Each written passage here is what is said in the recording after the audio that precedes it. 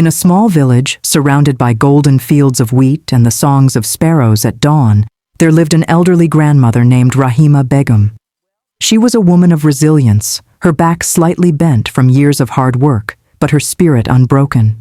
For decades, she had raised her children alone after her husband's passing, working day and night to keep food on their table and a roof over their heads. Her pride was her eldest son, Kamran.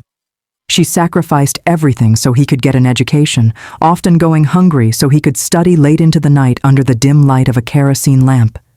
Villagers admired her dedication, whispering, "This boy will change the family's fate." And he did. Kamran became successful, moved to the city, and gained wealth and influence. But success has a way of clouding hearts. As Kamran grew richer, he grew colder. His visits home became shorter, his words sharper. To him, Rahima was no longer a guiding light, but a burden slowing him down. One day, his words cut deeper than any wound. "Ami," he said, avoiding her eyes, "you should go live in a nursing home. It's better for you there. I can't take care of you anymore." Rahima's heart shattered. The boy she had carried in her arms, for whom she had sacrificed her youth, now wanted to discard her like a broken object. She quietly gathered her few belongings, her tears soaking into her shawl, and left her home, the very home she had built with her husband, to live in the sterile loneliness of a nursing facility. Days turned into weeks, weeks into months. Rahima's loneliness grew heavier, but inside her heart, a fire began to burn. She realized that while her son had betrayed her, she still held one thing he had underestimated: her will to fight back. If you're moved by Rahima's pain already, take a second to like this video and subscribe to our channel. More people need to hear stories like this, stories of courage, betrayal, and justice. Life in the nursing home was mechanical: meals at fixed hours, shared rooms, and endless silence. But Rahima refused to let despair define her. She began writing in an old notebook, each page filled with memories, sacrifices, and truths about her life. One day, while sitting by the window, she overheard two visitors talking. "Did you hear?" one said. "Kamran is trying to sell his mother's land and house. He claims it all belongs to him now." Rahima froze. The house she and her late husband had built with sweat and sacrifice? The land they had inherited and preserved for their children? Kamran was trying to snatch it all, even while she was alive. That night, Rahima didn't sleep. Instead, she held her notebook close, whispering to herself, "You may have cast me aside, Kamran, but you will not erase me. If you have declared war on your own mother's honor, then be ready. This mother will fight back." The next morning, Rahima made her first bold move. She contacted an old family friend, Advocate Shabir, who had once promised her husband that he would always protect Rahima if trouble ever came. When Shabir heard her story, his voice trembled with both anger and respect. "Baji," he said, "your son has underestimated you. Don't worry, we will fight this case, and we will win." Rahima's eyes, once dim with sorrow, now shone with determination. Her revenge would not be loud or violent. It would be the kind of revenge her son would never forget, one fought with truth, dignity, and justice. Friends, what would you do if you were in Rahima's place? Would you fight back too? Tell us in the comments. And if you believe mothers deserve respect, hit the like button and share this story to spread the message. The case was filed. The entire village buzzed with whispers. "Did you hear? A mother is taking her own son to court." Some were shocked. Others secretly admired her courage. But Rahima knew what people thought didn't matter anymore. What mattered was truth. The day of the first hearing arrived. Rahima stepped into the courtroom with her lawyer, Shabir. She wore her old, faded shawl, but her presence carried a strength that made people turn and stare. Kamran, in his crisp suit, sat confidently across from her. His face was calm, almost mocking, as though he believed this trial would end in his favor before it even began. The judge looked at Rahima. "Begum Sahiba," he said respectfully, "you are the plaintiff." "Please speak with trembling hands." Rahima opened her notebook. Her voice shook at first, but soon grew steady as she began to read. She spoke of her husband, of the nights she worked tirelessly to feed Cameron, of the land she and her husband bought together, and of the sacrifices she made to educate her son. Each word was like an arrow piercing Cameron's mask of pride. When she finished, the courtroom was silent. Even the judge lowered his gaze for a moment, as though struck by the weight of her truth. Cameron's lawyer, however, smirked. "Your Honor, these are just emotional tales. Where is the proof of ownership? Where is the legal documentation that says the property belongs solely to her?" For a moment, Rahima's heart sank. But then Shabir stood, holding up old yellowed papers. "Here, Your Honor. The property was purchased in the joint name of Rahima Begum and her late husband. This land is not Kamran's inheritance yet. His mother is still alive and the rights are hers. He has no legal authority to sell or claim it." The room stirred again. Kamran's smirk faltered. It was the first crack in his armor. YouTube prompt. If this story is giving you chills, make sure you hit that like button. And remember, subscribing helps us bring you more powerful real-life stories just like this. The trial continued for weeks. Each session revealed a new layer of betrayal. Witnesses were called. Neighbors testified how Rahima had worked her land tirelessly for years. An elderly woman spoke up, saying, "I remember when Rahima sold her jewelry to pay for Kamran's university. Without her sacrifice, he would never have become the man he is today." Every word weighed heavy in the courtroom. Kamran's face hardened as the villagers' voices piled against him. He tried to defend himself, saying, "I provided for her later. I gave her money." But Rahima's reply silenced the hall. "Yes, you gave me money. But a mother does not live on money alone. She lives on respect, on love, and you gave me none." Her words cut deeper than any legal document. Behind the scenes, Kamran grew desperate. He tried to bribe officials, twist the case, and even convince Rahima to withdraw by sending relatives to plead with her.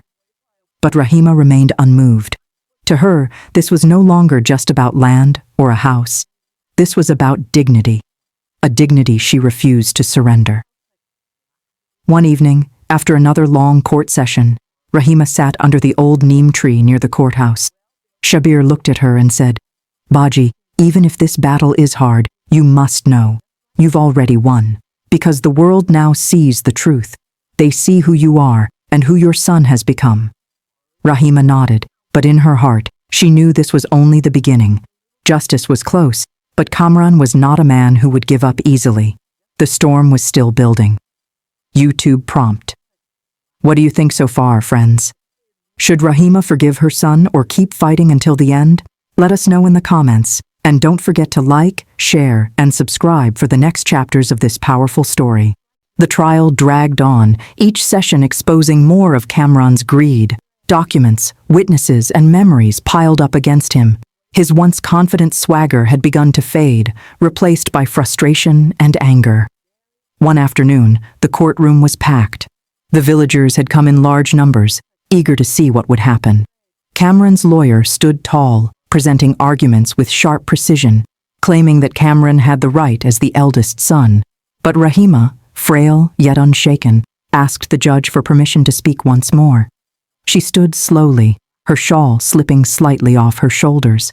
With her trembling hands, she lifted her notebook, the same one where she had written her memories. Her voice filled the hall. "Your Honor," she began, "my son says this house and land are his by right. Let me tell you what this land has cost me." She spoke of the days she worked under the scorching sun to plow the fields. She spoke of pawning her wedding bangles, her last keepsake of love from her husband, just to pay Kamran's school fees. She described nights when she went hungry so he could eat. The courtroom was silent. Some wiped their tears. Even the judge shifted uncomfortably in his chair. And then Rahima looked directly at Kamran. "You call me a burden, my son. But remember this. It was this burden who carried you, fed you, and made you who you are. And today, it is this burden who will teach you what justice means." The words struck like thunder. Kamran's face turned red. His lawyer tried to calm him, but he slammed the table, shouting, "Enough of these stories! She is old, weak, and doesn't understand the world anymore. All of this belongs to me? The courtroom gasped. His arrogance was laid bare for all to see. The judge banged his gavel for silence. At that moment, the tide had turned completely. Cameron wasn't just losing the case. He was losing respect, honor, and the last shred of dignity he had left. YouTube prompt. If Rahima's courage moved you just now, smash that like button. And remember, sharing this video helps us spread her story of strength and justice to more people. The final week of the trial arrived. The courtroom felt heavier than ever, as if everyone knew the end was near. Cameron's lawyer made one last desperate attempt, waving documents, trying to twist the facts. But Shabir, calm and steady, rose with a quiet confidence. Your Honor, he said, this is not just a case about land. This is a case about betrayal, about a son who has forgotten the value of his mother. And while the law is clear that the property belongs to Rahima Begum, I urge this court to also see the moral weight of this case.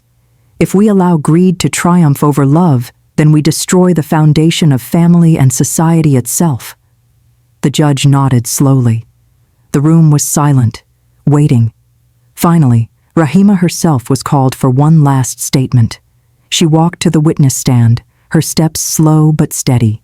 She placed her hand on the Quran, her eyes glistening with tears but her voice firm. I am not here to destroy my son. I am here to protect the truth.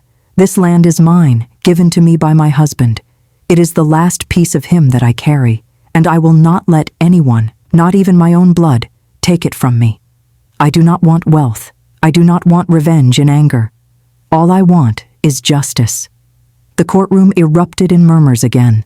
Her words carried more power than any lawyer's arguments. The judge looked at her, then at Cameron, whose face was now pale with panic. It was clear. The truth had spoken, and there was no turning back. The villagers watched with bated breath, knowing they were witnessing history. A mother standing tall against her own son and refusing to bow to betrayal. Cameron lowered his head, realizing his empire of lies was crumbling. He had underestimated his mother, thinking her old age meant weakness. But Rahima's strength was greater than his arrogance could ever imagine.